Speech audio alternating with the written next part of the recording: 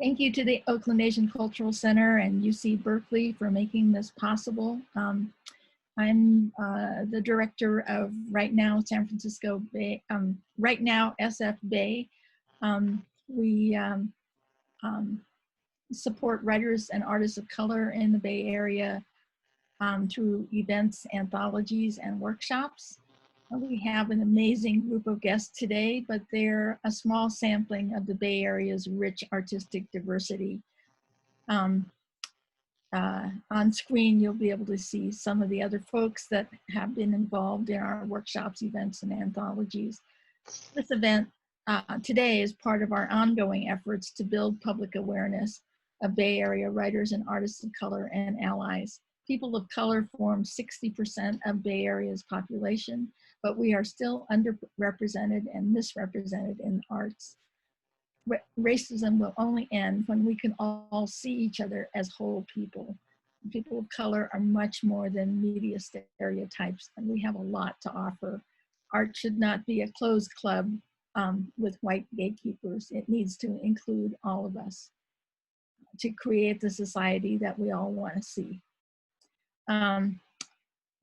Our monthly workshops and anthologies welcome emerging and established contributors. So check us out at rightnowsf.com, WRITE now.com. Creativity is not the same as entertainment. Entertainment distracts us from reality, whereas creativity allows us to experience reality more deeply. It's not just created by stars. It needs to include the ordinary people who form the fabric of society. These are times of turmoil when the ground beneath our feet seems to shift daily. We were getting isolated even before COVID, consumed by screens and schedules. How do we use this time now to explore the fundamental questions? Who am I? What do I value? What kind of society do I want to see? Writing is one way to find yourself, your integrity, and a firm foundation on which to build. There's no one kind of creativity. There's no one kind of activism.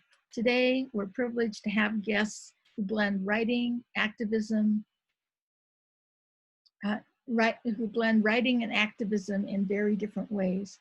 I wish I had the time for the introduction to give them the introductions they deserve. So check out the chat document to find out more about them, their books, and other offerings. So first I'd like to introduce Jennifer Hasegawa, whose debut book is La Chica's Field Guide to Bonsai Living from Amidon. It was supposed to launch in April, but COVID got in the way. I hope her book finds a wide audience. She's sensitive and intelligent and brilliant. Jennifer is inspiring also because she works full-time as an information architect and still manages to be an award-winning poet. Hi there, shall I go ahead, Shizue? Hi everyone, it's great to see all of your faces today. I'm Jennifer Sayuri Hasegawa, but I go by J-Ha, like J-Lo, but I think the comparison ends there. She's so amazing, could only aspire. But I'm a third generation Japanese American. So my grandparents came to America in the late 1800s to work as laborers on sugarcane plantations in Hawaii. I grew up in a working class family on the Big Island of Hawaii. My father was a construction worker and my mother was a nut sorter in a macadamia nut processing plant. How Hawaii can you get? I'd like to start by saying that when Shizue asked me to be a part of this event, I was very apprehensive because creativity, I can speak to that, maybe, but social justice, what do I really have to share about that? I was afraid and in the moment right now, I'm still afraid that I'm going to say the wrong thing today.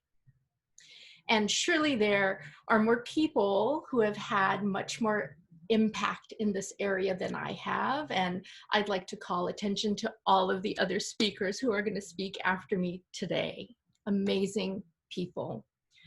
But Chiswe convinced me to share today exactly because of this reaction I had.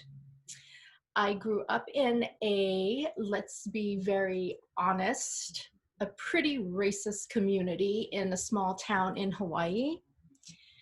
The sword, if you might call it that, the sword of racism points in different directions there than it does here on the mainland, but it is, of course, still racism.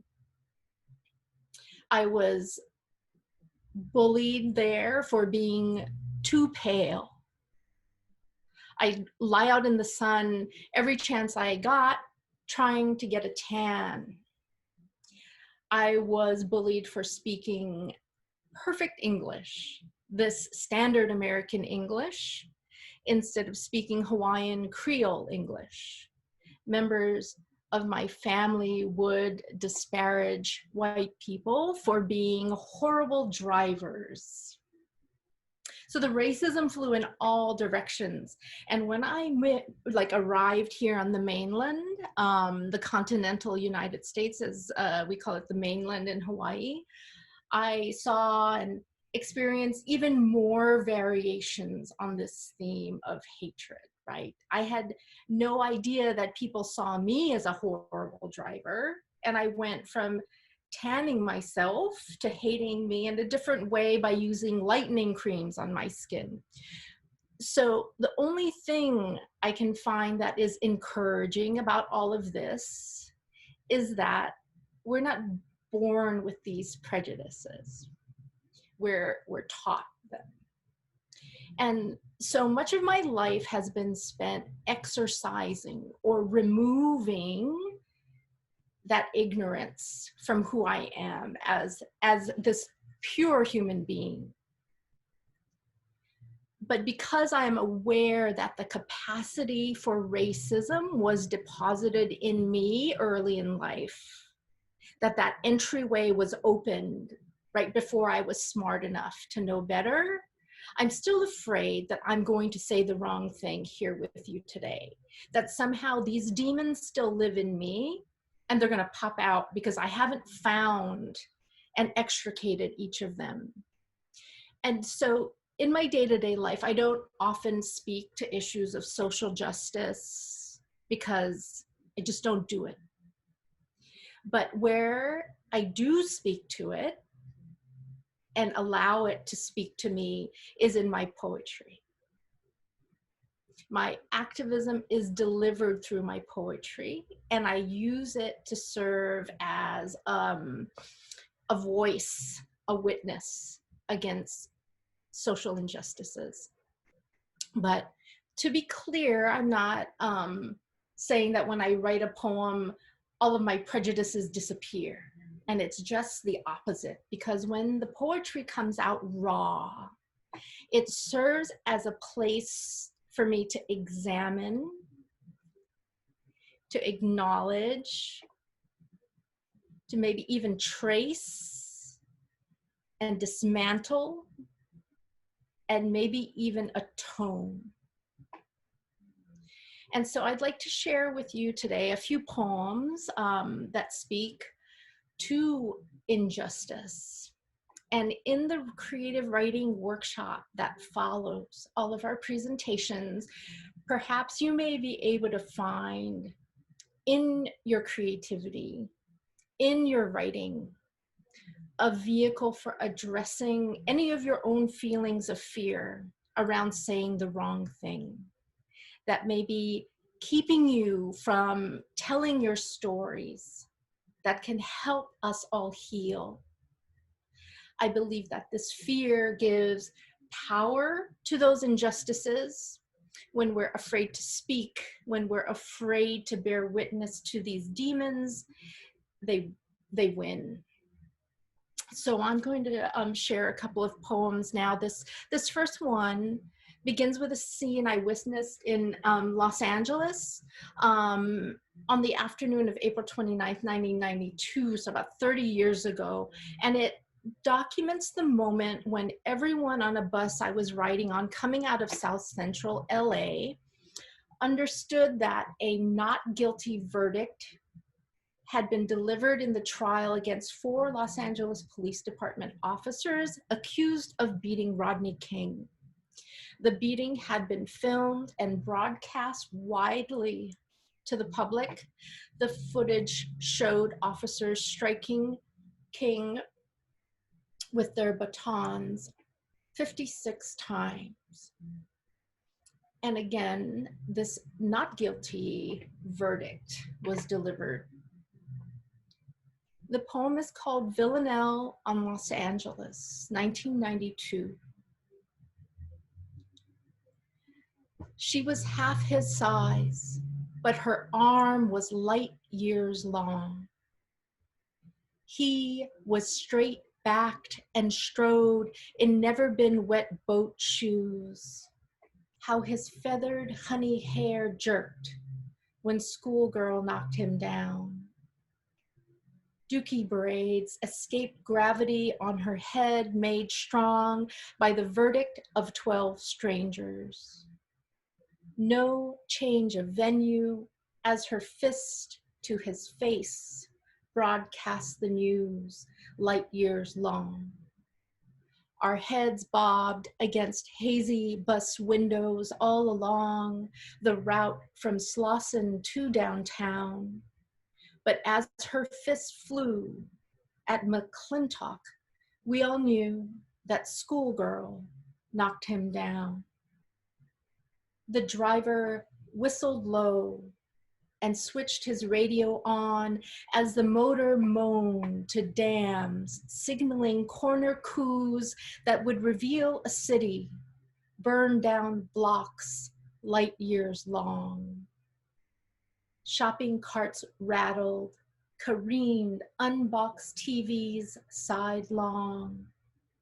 Out store doors, flattened shoeboxes bloomed their gray pulp hues, while men on roofs held rifles, 'cause schoolgirl knocked him down.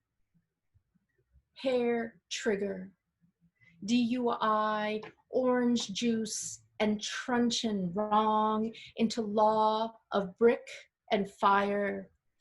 Oh, pyrescence, you cruise, burn through resins, put a spit shine on fear light years long. Kamsahamnida, how you like us now?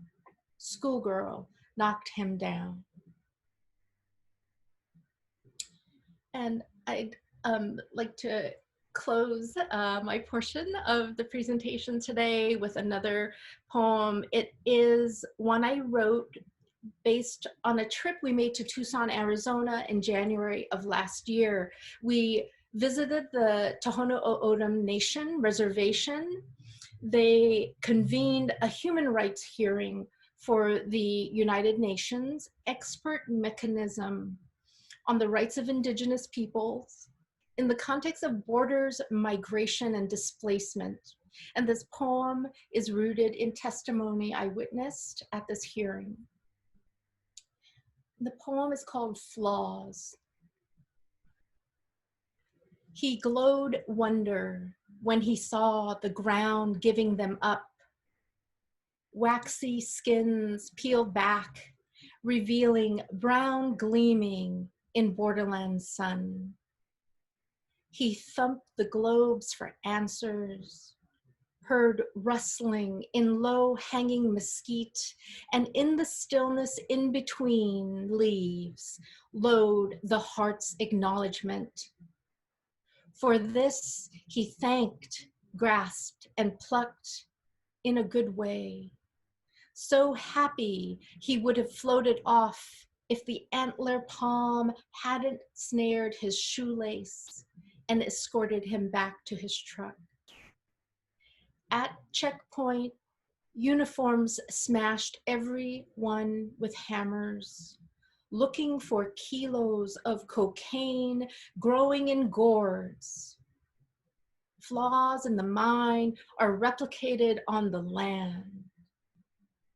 Skins cracked, seeds shivering. Flaws in the mind are replicated on the body. Guard said, "Stop your crying, it's just gourds." He said, "These are the hearts of deer." Bodies poised and muscular, listen for them come for you in the night. Metal totem whirring with the flawed focusing of glass eyes upon you, so accustomed to the sound of surveillance, you suspect it is the tune of existence. Thump, trump, thump. This is the sound of velvet grazing against fresh concrete, 2,000 miles bleeding. Thank you very much. Thank you.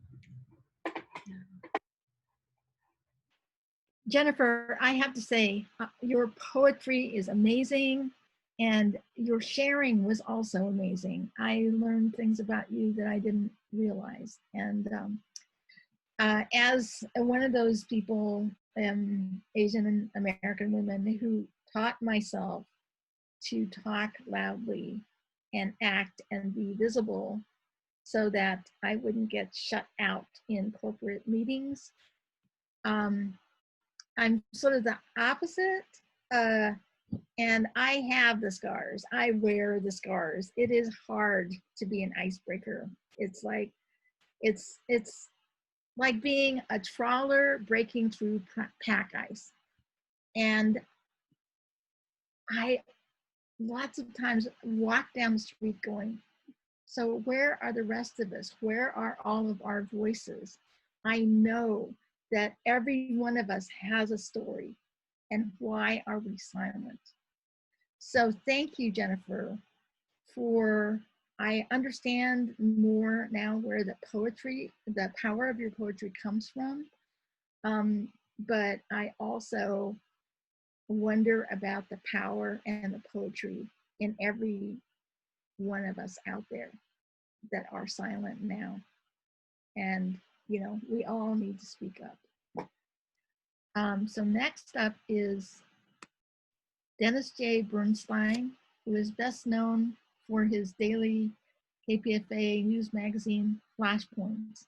He's also a poet who worked with designer Warren Lehrer to create the visually stunning book, 5 Oceans in a Teaspoon. I want to say, first of all, it's an honor to be here. It is difficult to follow Jennifer, which I'm doing often because she's my partner, but she's an amazing human being. And every time I learn more about who she is and what she does. So that's a beautiful presentation. Thank you, Jeha. I grew up on Long Island in neighborhoods that I suspect are more segregated than Selma, Alabama. And that's just not a metaphor. I've spent a lot of time traveling through the South, reporting on things like church burnings and all levels of racism. But my neighborhood on Long Island was segregated. It was also about 98% Christian. So whenever Ash Wednesday came around, they were always looking for a Jew to shred. Every time I saw the ashes on the forehead, I knew I was getting ready for war. And there were many fights. It toughened me up. It also gave me the inspiration that carries me into this work. Many of you know, and I'll read a few poems, I've reported extensively on the oppression, on the ethnic cleansing of Palestine, on the vicious nature of the Israeli government. And that commitment to giving voice and a platform to the Palestinians comes out of that oppression that I grew up with. So maybe we can, I want to share with you a few books from, a few poems from my new book, Five Oceans in a Teaspoon. I am extremely nervous. I shouldn't be, but I am.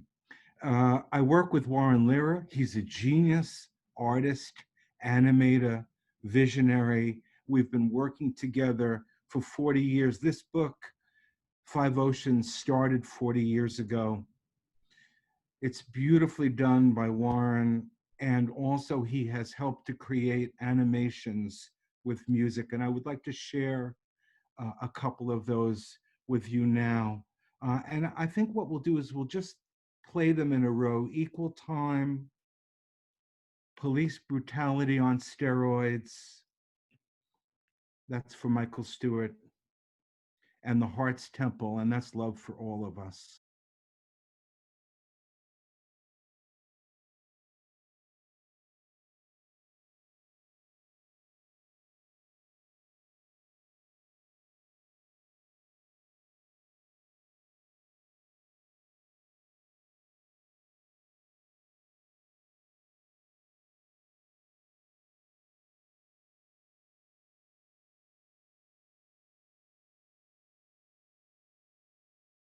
And then Police Brutality.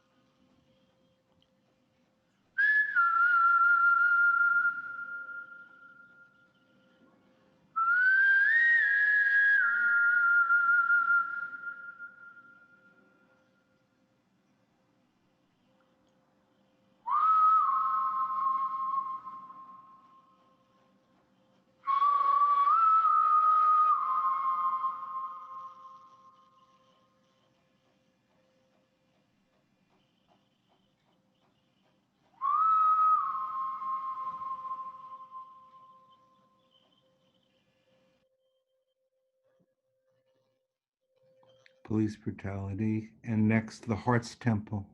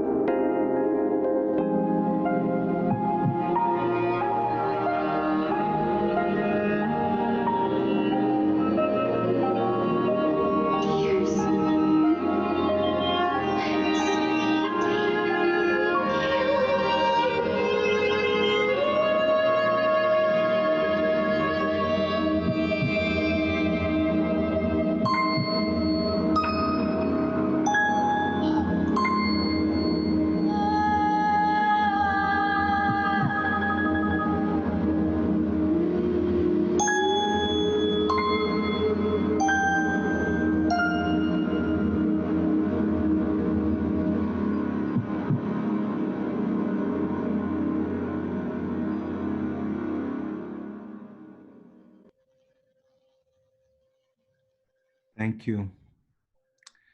And again, that was animation done by, in conjunction with Warren Lira, who visualized our book, Five Oceans in a Teaspoon, right here. Can you see it? And I think I have a few minutes left, if that's right, Shizue. And let me read just a couple of poems from the book. We're coming up on the 75th anniversary of the bombing of Nagasaki and Hiroshima. The only atomic bombing was done, of course, by the United States of a civilian population, 2 cities leveled. So one of these poems has to do with the victims in Japan, and then the second one has to do with the victims, what we call the downwinders, those who grew up in Nevada and in the West, where they tested these bombs above ground and destroyed the lives of tens of thousands of people who were desperately wounded. And that's along with the soldiers that were ordered to watch and witness these explosions and then suffered for the rest of their life. I remember I spoke to one of the atomic veterans, they called themselves, and he said he felt like he had, the atomic veterans were laid on the altar of the nuclear age as an experiment. This is called 75 Years Ago in Nagasaki. Tending rows of mangoes on the back ridge, I thought it was just a regular bomb. And this is called Back Then. These are for the this is for the downwinders. None of us thought much about living next to an atomic test site. My Uncle Nicky felt kind of lucky, being he was blind and all. The only time he ever eyewitnessed anything was when one of those atom splitters fired up a second sunrise. And there's some amazing testimony about that is worth learning about on both sides. The way in which the atomic veterans and the victims, the downwinders, they never knew what happened to them until they met the Hibakusha, the victims of the atomic bombing in Nagasaki and Hiroshima. And I was there when they came together at the United Nations so that those living downwind from the nuclear plants understood what happened, besides the fact that they themselves were devastated. And it was explained to them what the implications were in Japan for that kind of bombing. And I'd like to close, if I could. My father went to war. He hated war. He often said if he met his General Patton on the street, he'd punch him in the face. He really resented generations of us. He was afraid I would be sent away to war. I didn't get sent away, it got close. But it takes a warrior to really hate war and be subjected. He was there to sort of pull open the gates at Auschwitz. This is called Strong Medicine, and this is for him. The night before he died, he craved for ice cream on a stick. He swore he heard the bells outside, the truck across the street. Could I sneak out and buy a round for all of us? His treat. There was no truck across the street, no crisp bells crackling, but the canteen in the basement did have 2 dusty old machines dispensing pops and cones and cups. I filled the slots with coins. At 50 cents a shot, those 2 machines unleashed more vital pain relief that night than the steady drip of morphine clouding father's final scene. Ah, the loot, he beamed and drew a shallow breath, and then another. I toasted the bitter and the sweet. He tore the wrapper off his treat before he lost his breath completely. I watched him eat. I watched him eat like a kid on the sneak before dinner that night as death took a brief back seat to a chocolate-covered ice cream bar on a stick. Thank you, everybody, for listening to me. I appreciate it, and it's an honor to be here. Thank you so much, Dennis. And it was, I've heard some of the poems before, and it was wonderful to get the context behind them and to understand a little bit more about what drives your passion to make such a difference with your news coverage. Amazing. And you have other books out. I'm wondering how to get hold of the previous book. I found it on Amazon under Lulu, but is there another way besides Amazon to get it? If so, can you put it in the chat? You mean special ed? Yeah, no, the interviews, the collection of interviews. Yeah, I don't know, actually. It is on the web. I don't know. I don't have a personal way to sell it. I tend to, you know, I'm more, when it comes to the written word, I tend to work more with the poetry, but it's out there, generally speaking.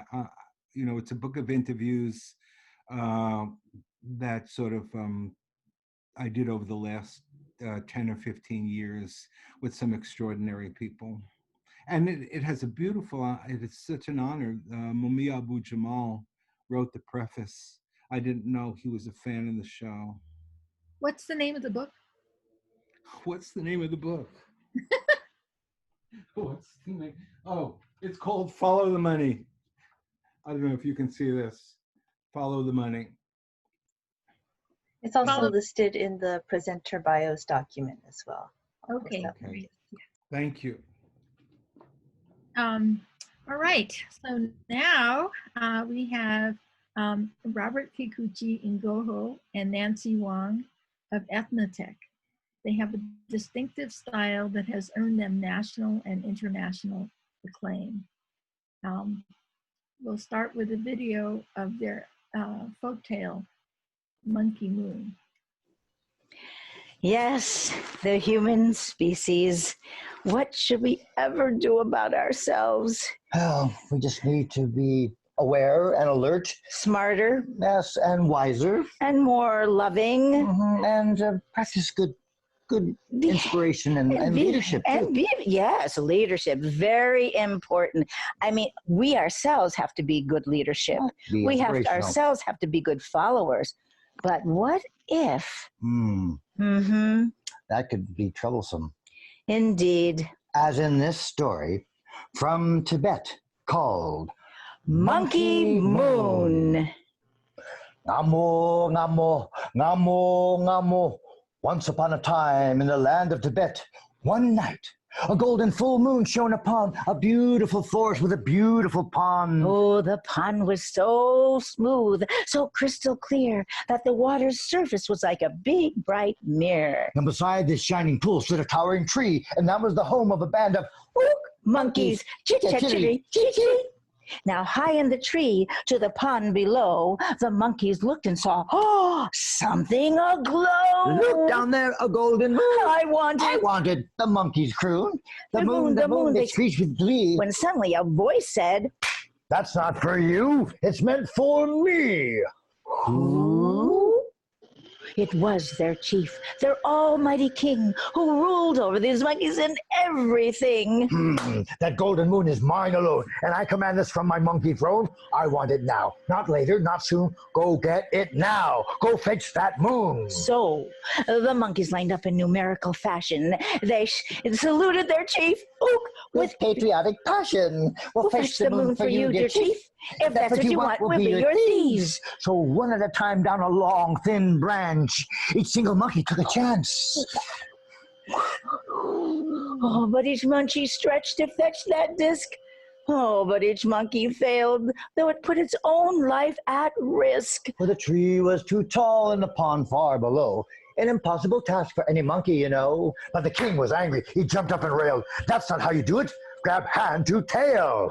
Hand to tail, chi-chi-chi-chi. They hailed their chief. Book. Hand to tail it shall be. So the first one climbed up on the limb. Second one followed after him. Third and the fourth were right behind. So on and so forth down the line. Hand to tail, chi-chi-chi-chi. Hand to tail shall be. And when not a single monkey remained, the monkeys exclaimed, look, we've made a monkey. Chi-chi-chi-chain. Now the monkey at the bottom of that monkey chain, all her might she stretched and strained, reaching for the moon in a shining pool. Of course she couldn't get it. The king cried, you fool! All of you are fools, you have failed all night. Do I have to do it myself to get it done right? So down the chain he climbed as each monkey chattered and chimed. Hand to tail, chi-chi-chi-chi. The chief is coming. Hand to tail it shall be. Oh, the moon in the pond was so golden bright. The king's eyes glowed with greedy delight. With the moon in my hands, I'll be the emperor of the night. So that big chap of a chief did reach. He stretched and strained a magnificent feat.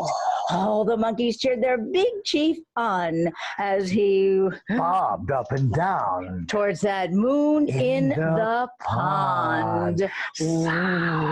When from the top of the tree, they heard the tiniest of sounds. Snap! The monkey looked up. Oh! The branch went crash! Down, down, down! Monkeys tumbling into the pool. These loyal little monkeys and their majesty, the fool. Splash with the king, his royal chain of command, as 1,000 little moons rippled through their dripping hands. Now, the chief uttered not a word as his loyal monkeys howled, and a mocking golden moon slipped behind a silver cloud. Now it's more than all right to reach for the moon or to climb out on a limb. But to follow a foolish leader is to follow to a foolish end. Chi-chi-chi-chi, the end. Oh.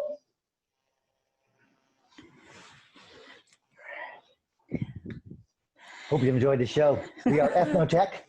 Yes, and we are so happy again that you are here, and so do vote in November.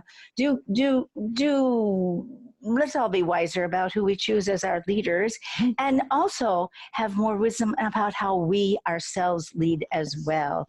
We can't just point our finger at one person, say it's his fault or it's her fault, but we all have to take responsibility for being good leaders. So thank you so much. There you go.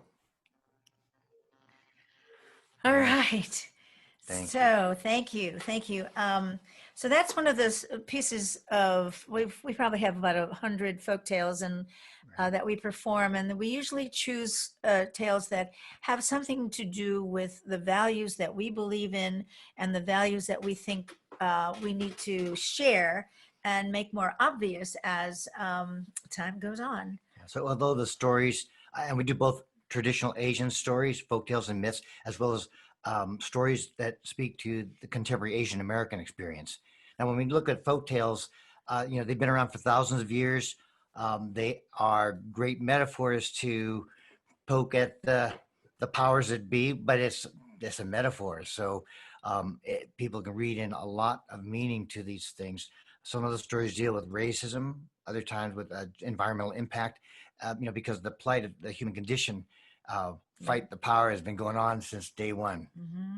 So we also do contemporary stories. So for example, I do the story of my ancestors who started the fishing industry in Monterey area in 1850, and it goes through 3 generations of all the ways that the Monterey people and the federal government, so the local and the federal and the state, try to get rid of the Chinese, and how the Chinese all through that time, and probably still today, we constantly have to reinvent ourselves, find a way around the rules, around the laws that try to impede us.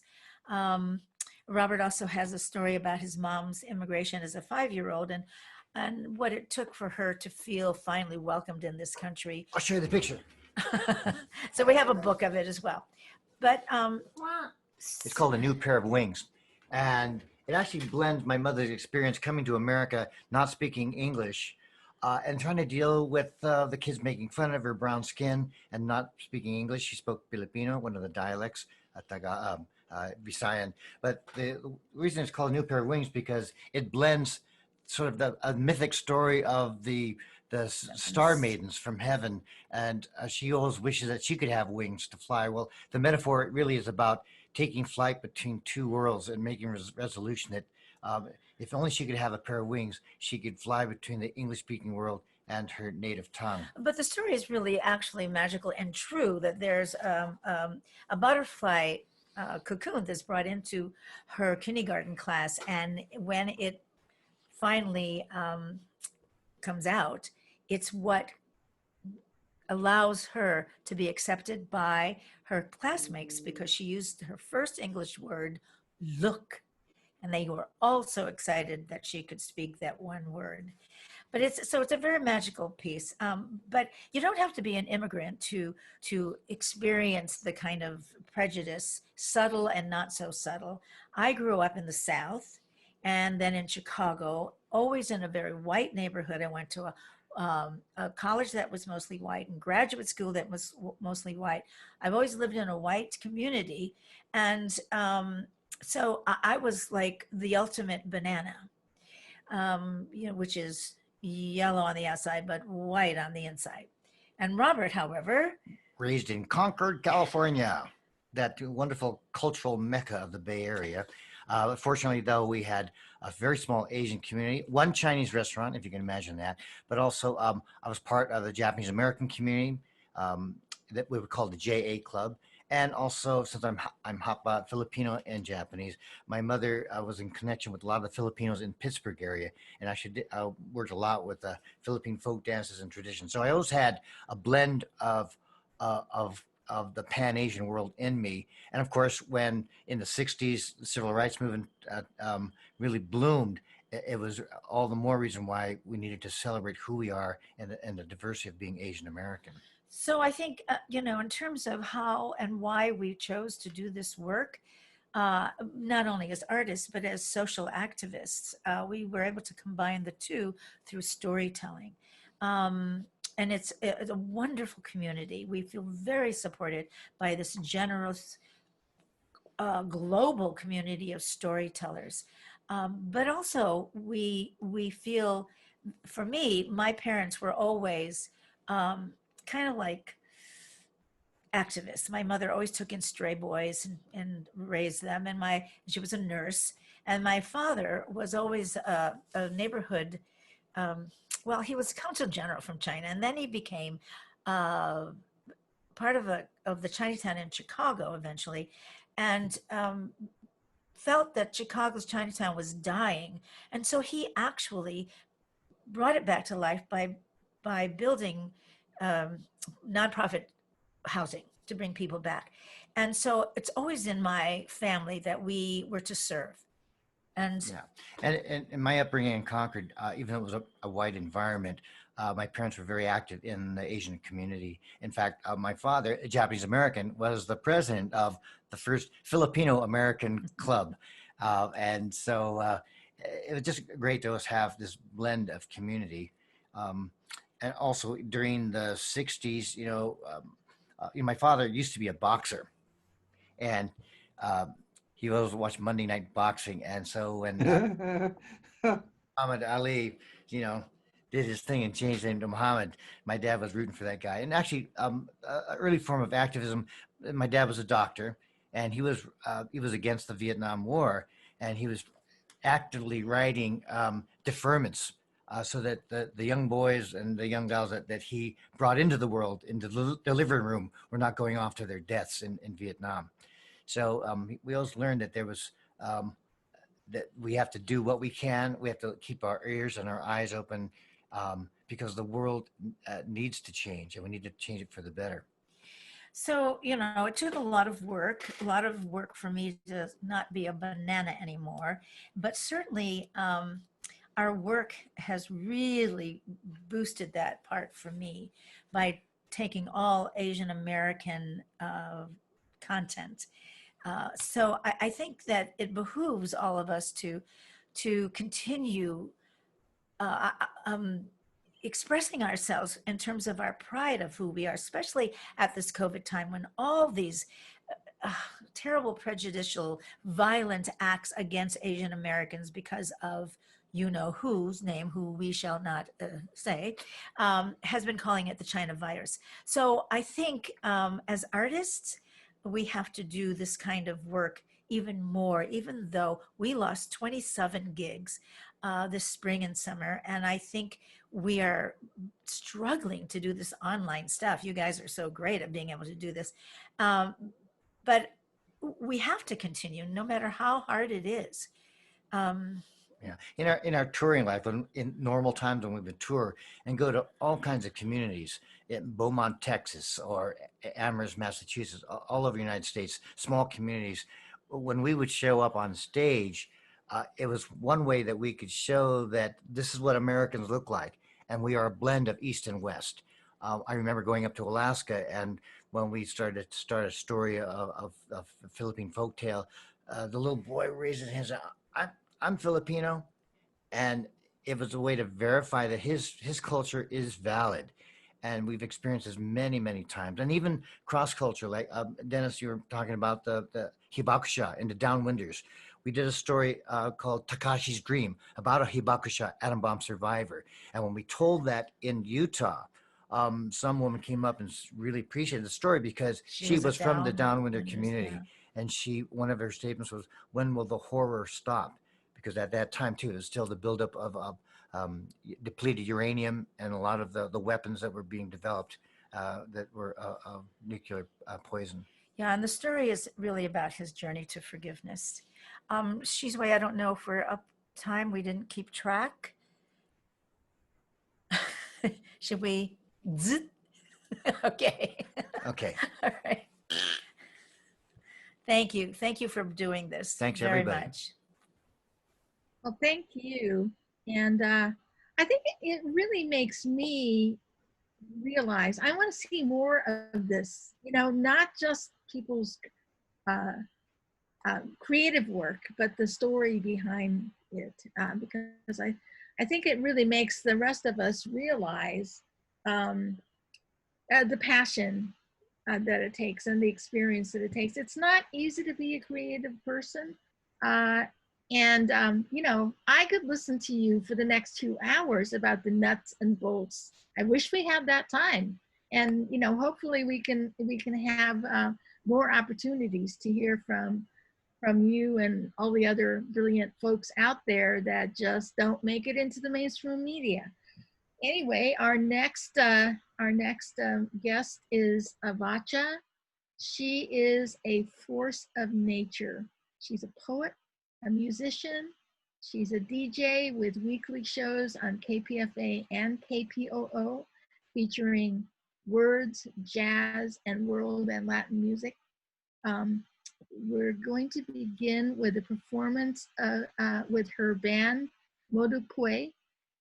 It was a concert at Bird and Beckett Books in January 2020, featuring Avata, Sandy Poindexter on violin, Francis Wang on sax and flute, John Jang on piano, Sasha Jacobson on bass, and Raul Ramirez on multi-percussion. The video was shot by Lenore Chin.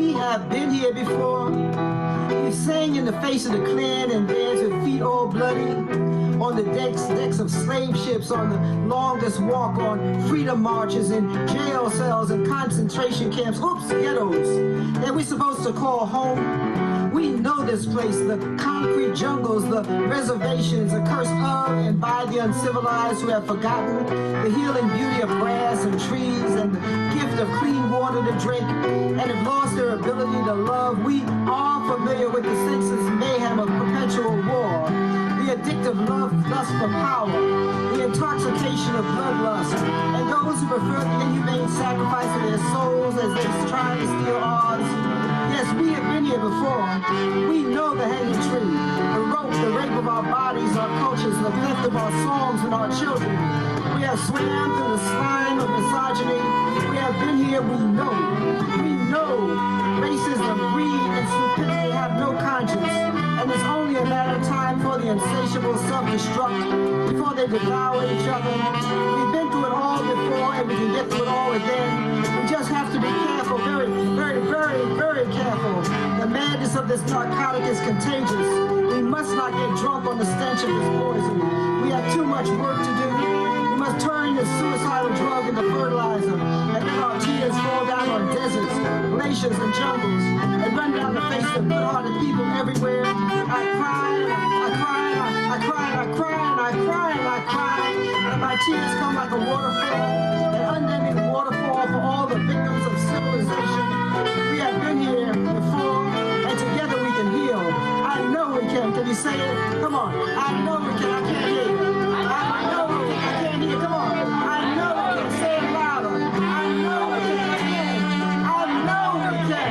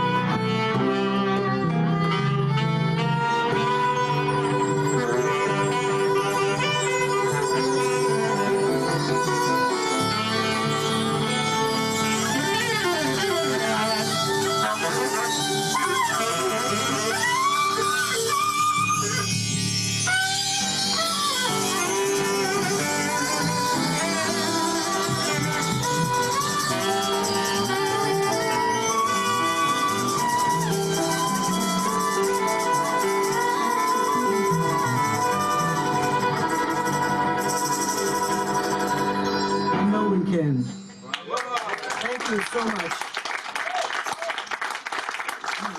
Anyway, listen, I've got CDs for the electric streams out to Orchestra, and thank you for supporting the arts. We come out for QR on Thursday, and thank you, thank you. Okay, Avata, do you Yes, have some more words for us?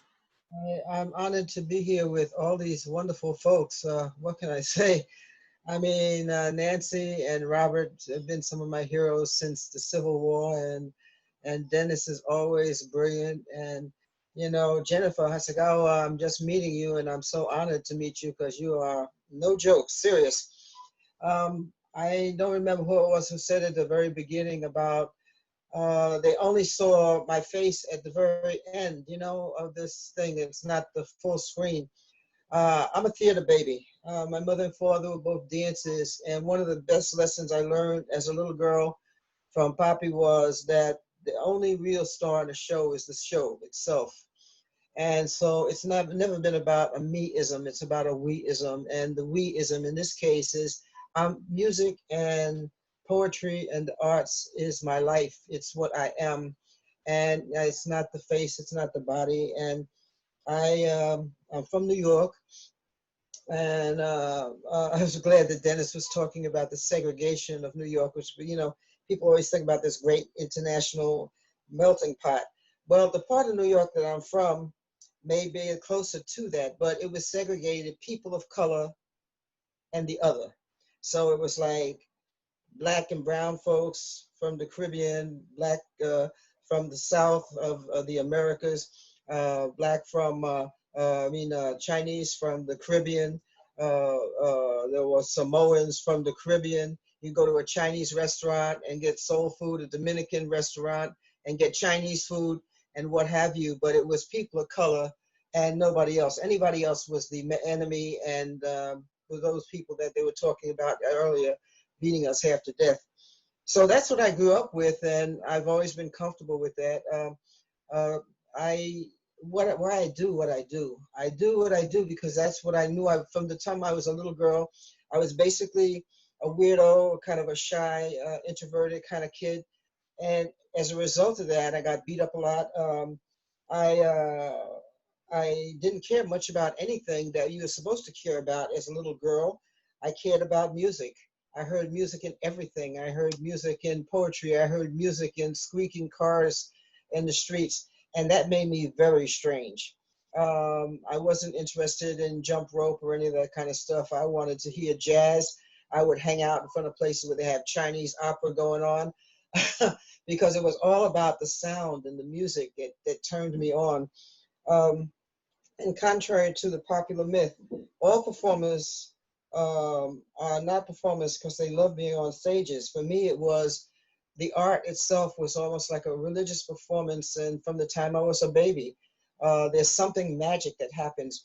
Like when John Jang or Sandy Poindexter and I get together, there's a magic that happens. We've been working together for so long, it's like we read each other's minds. That does not happen because of the stage. It happens because of what's going on between us and the kind of humility that you have to have when you bend yourself into someone else and let them bend themselves into you. So that's what I'm about. I write because I have to. I get inspired by things all around me. Another thing Poppy said when I was very little is that always look for the heroes behind the heroes, because a lot of those people, I'm glad they were talking about the downwind. It's a friend of mine's lover of 30 some odd years. He was one of the people who was in the American military when they were doing those bombings. And they send these people into war zones, these kids, and destroy them for the rest of their lives. He just died as a result of what happened to him then, and it made him crazy. I mean, literally made him stark raving crazy. And he could never deal with it. I've never believed in war, and I've been very open about that. I think it's a stupid perversion that they should send all of these warmongers, put them in a room by themselves, let them kill each other off, and let us live in peace. But that's my personal view on that. I've never considered myself an activist. I'm considering myself an artist who believes in community. And I have to do what I do because I am part of that we, you know, and I don't exist without that we. So that's why I do what I do. I see things to write about, to play music about everywhere. And I know we're running short on time. Plus, we've got a big poetry series for my birthday that's happening in a few minutes. So I've got to get to that. So I guess one of the things I would like to end with, because people, I'm very grateful, I should say, because I have music and I have poetry and I make instruments and I deal with drama stuff. I've worked with a lot of theater groups and dance companies, either as a musician or as a writer. And one of the companies that I work with is Diaspora, a West African dance company. And I wrote a piece for them, a show we did a couple of years ago. It's in my book, With Every Step I Take. It's called Kedul Chelat. It means the unconscious. And when Nancy, I was going to do something else, but when Nancy and Robert were doing their thing, I think this is the one I need to do, because I think a lot of folks spend their time, as Shizue is saying, thinking they don't have it. But there's stories everywhere. There's things that need to be talked about everywhere. And a lot of those heroes and a lot of those stories that you let slide by are really important things that won't be told unless you tell it. And then you let people know just how important they really are. So this is part of only the first part of Kedul Chelat. If you want to get the whole thing, you get my book, With Every Step I Take, which is temporary out of print, but thank you. It's going to be reprinted again. Please get it. It's in English, Spanish, and Spanglish. And so this is a piece of that story. The sea of the unconscious is a warehouse of stories. Stories reminding us all of all the things we have learned to forget, and all of those things we tried so hard to leave behind. Stories full of wisdom and joy and sadness and silliness and cruelty and kindness and every other kind of thing the wise are wise enough to admit they still don't know enough about. It always takes a lot of courage to open wide one's eyes. You have to be very brave, or maybe even a little bit crazy, to really see inside a story, to really look inside, really deep, deep, deep, deep, deep, deep inside the uncomfortable truth behind all the feel-good lies. Stories are the ancestral key, and the keepers of that key are usually musicians, poets, dancers, actors. Curandera, peace. They are the jollies. They are the real storytellers. They are the hereditary practitioners of creativity, and through their creativity, they share the mystery behind the secrets of this spiritual artistry. They hold the mystical master key to the toolbox of the unconscious. The unconscious is the guardian of the magic of birth and rebirth, of the truth, of the mystery of life and death. Somewhere in the sea of the unconscious is a story begging to be told, screaming through the cosmos, an electrifying stream of sacred energy, a bright light streaming and screaming to be released as the unquenchable heat in some dancer's feet.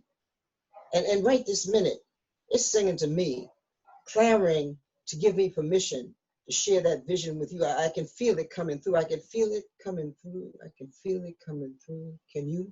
That's only part of the story. Please get the book. Please support the arts. I really believe, as crazy as this time is that we're living in, as we as artists, I think we cut ourselves short. I think we're doing a whole lot better. I have been, because of this pandemic, I've been in poetry readings in Ghana, in Japan, and what have you.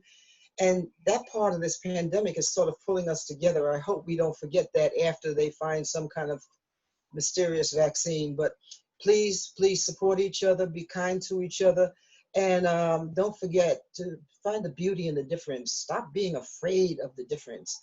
That is the greatest cruelty and the greatest damage that this so-called civilization has done. It's all about me. It's about we. And one of the things that so-called uncivilized group of Aborigines from the Amazon said, they couldn't kill each other because of the part of you that lives in me and the part of me that lives in you. Please take the time to see it, see the beauty and the difference. Don't try to make it the same. If you do, you lose something beautiful. I got enough to do with this thing we've got happening. La Palabra Musical, the music of the word, happens the fourth Saturday of the month. Please come and check us out sometime and have a great program today. Thank you for having me with all these wonderful folks. And thank you, Shizue, for your vision. With that, I'm out of here. Thank you so much, Avata. Really honored to have you. Wow, so that was our amazing presenters. As you can see, the folks that we've had here today didn't give up. And, a lot of times having that safe place to put the energy is really important. And having a place to go. That's why right now it's like every third Saturday, you can count on it. We will be there. Bring your stuff, share it. It's one thing when you're in school and, you're being pushed to write, you're being pushed to produce. But once you're out there in the world and you're dealing with stuff, sometimes you need that lifeline. You need that place where you can express who you are and continue to explore who you are and share the stories. Because, we all grow up with weird things happening to us thinking, oh, we're the only ones, but we're not. I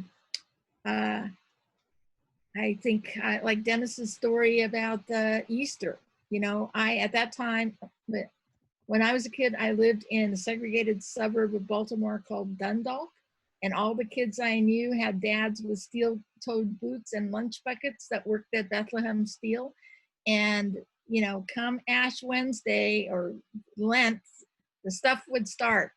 And I didn't personally know if there were any Jewish kids in the neighborhood. I never saw any violence, but I certainly heard a lot of, Christ killer, blah, blah, blah, during that whole period. The kids were steeped in it, You had to not wear orange on St. Patrick's Day.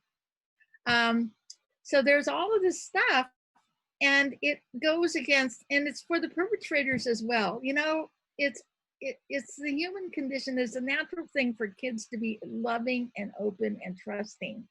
And that gets disrupted in so many ways.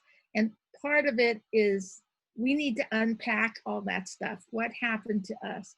What divided us from other people? And that's the way to healing. I think with that, I wanted to also check if Harvey, you wanted to say any final words. I know that you have to run off actually to another event that I think is starting for you very soon. No, other than I just want to thank everybody for participating in the panel. I think that what all the panelists said in terms of their approaches to doing their work, you know, they're sharing their backgrounds and, you know, all their issues related to being a writer and being an artist, you know, is something that we can all kind of learn from, you know, and try to develop, you know. So I'd say that it was a very successful event today, you know. And thanks for everybody else for sharing their stuff, you know, because I always learn a lot from these things. Yeah. You know, one thought that I had is that the presenters this time, 3 of them are full-time creative people, or creative, Dennis is a full-time journalist. So I have a feeling that maybe people might think, oh, well, you know, I'm just at the beginning of this journey, just thinking about stuff. But, you know, everybody started somewhere. I mean, Avata and Dennis have, and Eth-Noh-Tec have had decades of experience. They've been doing this for decades.